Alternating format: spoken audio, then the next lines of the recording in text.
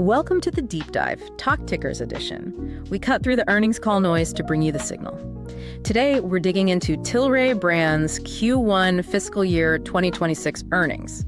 They dropped pre-market, caused quite a stir initially, right? Spiked up then, well, gave some back. Our mission here is to really dissect these numbers and figure out, does this quarter actually back up their whole multi-engine strategy? Yeah, this was definitely a critical quarter for Tilray. I mean, for a lot of people watching, this company felt like it was just waiting. Yeah.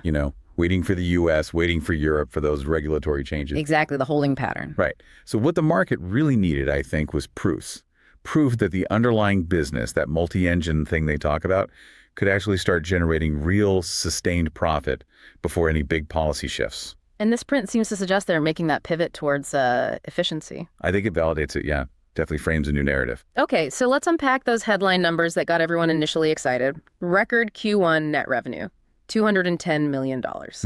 Solid number. That's up 5% year over year. And maybe more importantly, it beat the street's expectations.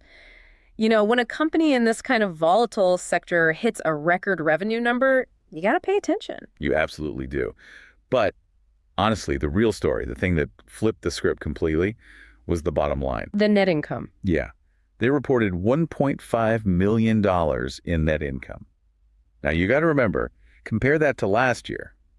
A pretty significant loss. Big swing. Huge swing. And that's why the GAAP EPS landed at $0, basically flat. But the expectation was for a loss, right? Consensus was -3 cents. Okay, so beating by 3 cents by swinging to profit.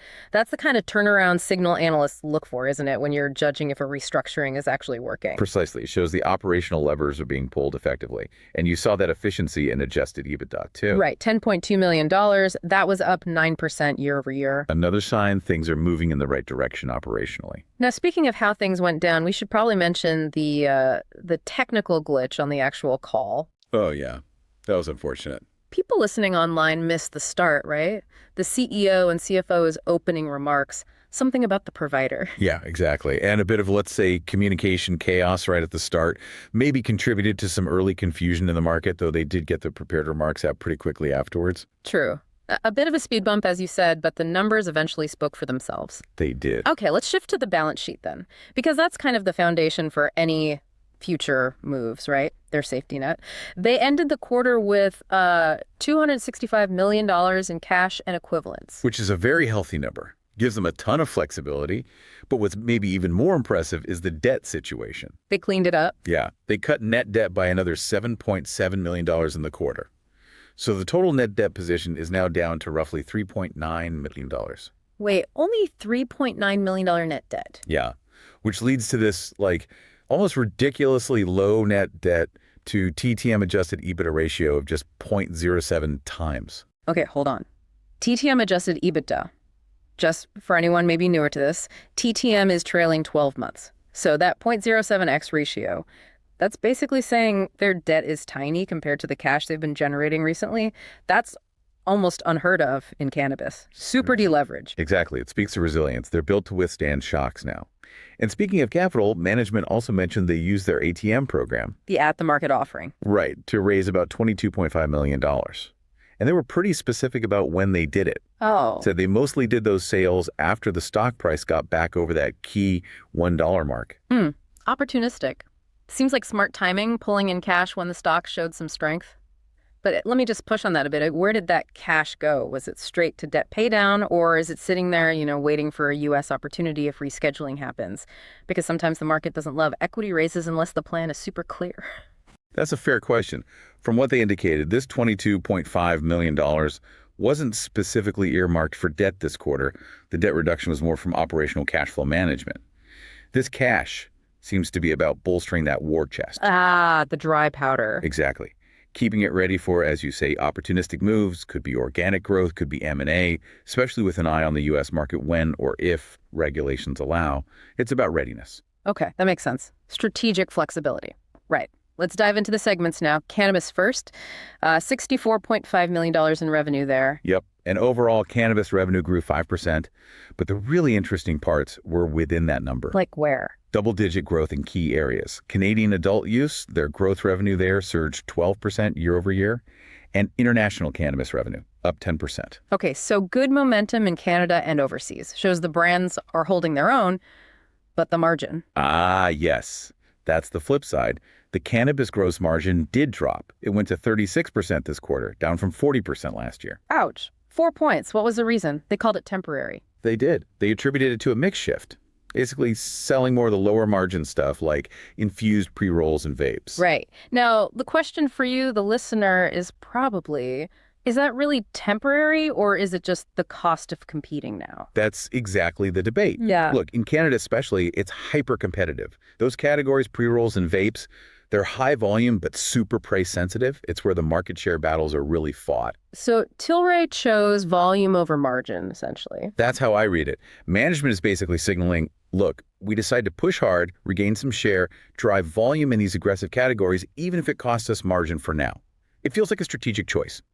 Secure the shelf space, secure the market position, then maybe try to shift consumers back to higher margin flower or oils later. Okay, that context helps. It reframes it less as a problem and more as a calculated risk.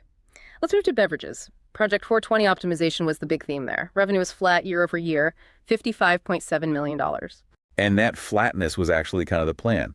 They talked about SKU rationalization. Fancy way of saying they're cutting the products or brands that aren't pulling their weight to focus resources. So the win here isn't the top line, it's the savings. Exactly. Yeah. They realized $25 million in annualized savings from Project 420 just this quarter. They're getting much closer to that $33 million goal they set. It's about making the whole beverage operation leaner, more profitable. And you can see it working with some brands, right? They highlighted Shocktop. Yeah, massive turnaround story there. They said it showed a 30-point trend improvement since they bought it back in 2023. That's huge. How do you get a 30-point swing like that? It's probably a mix of things. Smart rebranding, definitely leveraging Tilray's bigger distribution muscle, maybe some clever pricing in key markets. But whatever the mix, it shows that Project 420 isn't just talk. It's actually turning acquired assets around. And they're still innovating in beverages, too. Expanding those hemp-derived Delta-9 THC drinks, Fizzy Jane and Happy Flower, into 10-milligram formats. And then the one that caught my eye, the Auntie Anne's thing. Oh, yeah, the Shocktop Twisted Pretzel Wheat Beer collaboration. No, pretzel beer. Seriously. Look, it sounds wild, maybe a bit gimmicky, but think about it. It's instant buzz. It gets people talking. Yeah. In a super crowded beer market, doing something weird and tapping into that sort of foodie trend. It's a way to grab attention. Maybe get some viral PR, secure some display space. It shows they're willing to take some bold risks on flavor to stand out. Fair point. Okay, last couple of revenue engines. Distribution, that CC Farma in Germany grew 9% to $74 million. This is often called their secret weapon, isn't it? It really is a massive strategic advantage. CC Pharma gives them direct, compliant access to over 13,000 pharmacies in Germany. Think about that reach. As Europe slowly opens up more to medical cannabis, that network is gold. It's the bridge for international expansion. Totally. They explicitly said they expect their international cannabis distribution footprint to triple in fiscal 26, and CC Pharma is how they do it. They did mention some headwinds, permit delays in Portugal, slowing things down a bit. Oh, bureaucracy. Always. But they also said they're seeing some recent positive movement on those permits, which could be a really good sign for accelerating European growth soon. And then wellness, the hemp snacks and stuff that just keeps ticking along, grew 3% to $15.2 million. Steady diversification. Okay, shifting to the bigger picture, the investor context. Management stuck to their guns on guidance, right? Reaffirmed the full year FY26 adjusted EBITDA target of $62 to $72 million. They did, which tells you they believe the cost savings and efficiency gains they showed this quarter aren't a fluke, that they're sustainable and scalable. Confidence is good, but what's the proof? The proof is in the cash flow. Operating cash use improved dramatically. They burned almost $35 million less cash from operations compared to last year. That's huge.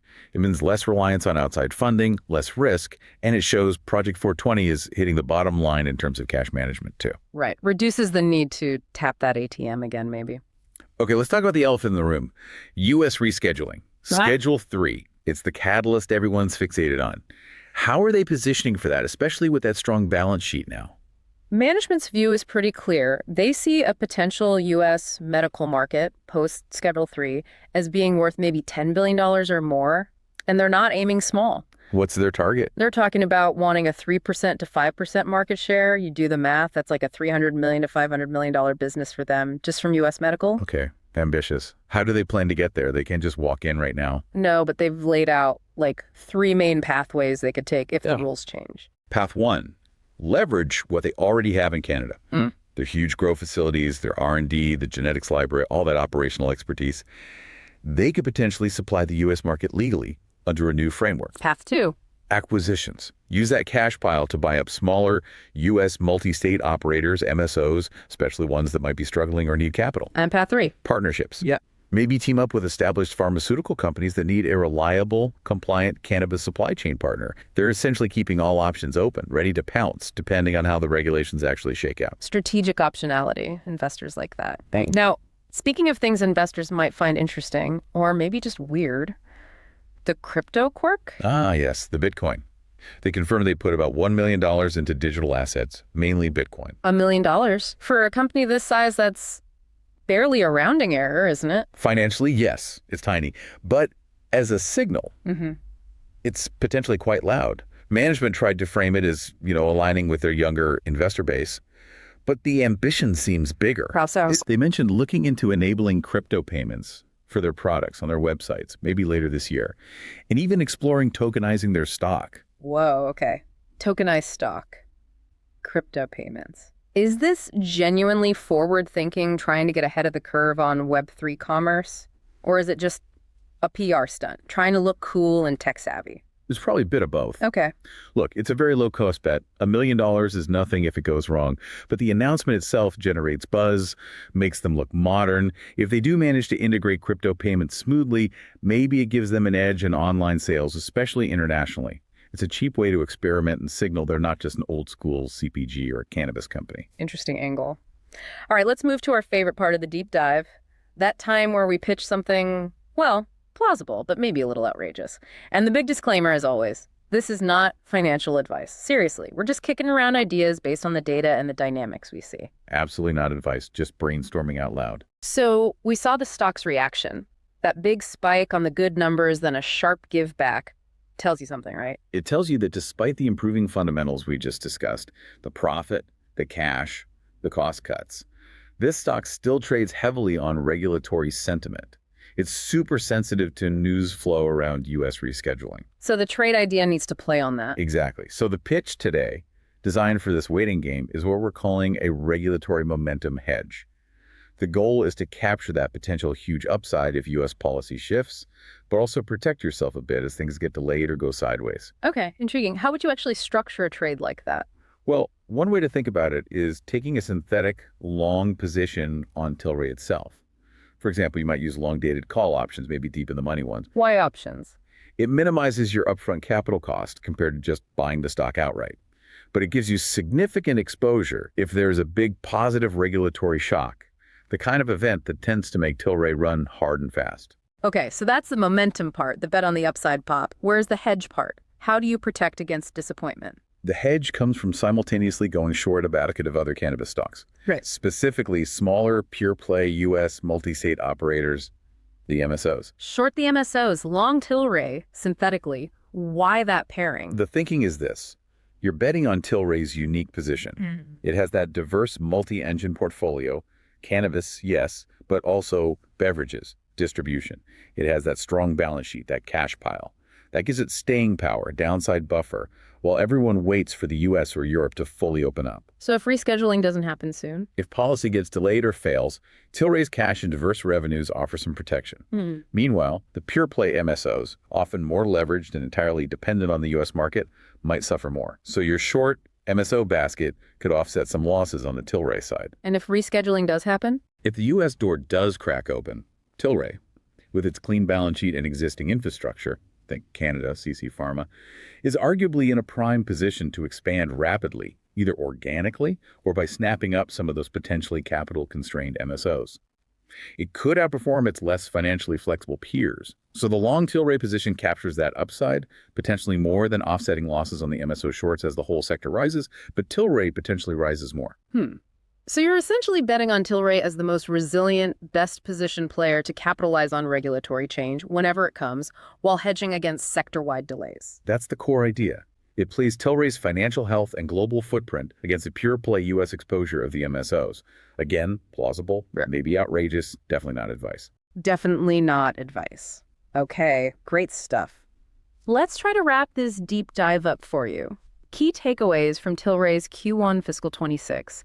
We saw record revenue. We saw that crucial swing back to net income. We saw a much stronger balance sheet with plenty of cash ready for potential M&A. And a clear strategy focused on using that CC Pharma network to dominate in Europe while getting ready for that potential $10 billion U.S. medical market. Exactly. I think if you're watching Tilray, maybe you've been waiting for that regulatory green light as the main reason to be interested. What this quarter really showed is that the underlying business is stabilizing. The balance sheet gives them, and you, the patients, to actually wait for that U.S. opportunity without the company burning through cash uncontrollably.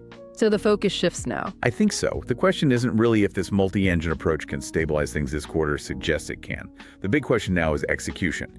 How quickly can they turn that huge advantage they have in Europe with CT Pharma into better, more sustainable cannabis margins? That seems key, especially while the U.S. remains this waiting game. That's what I'd be watching closely next quarter.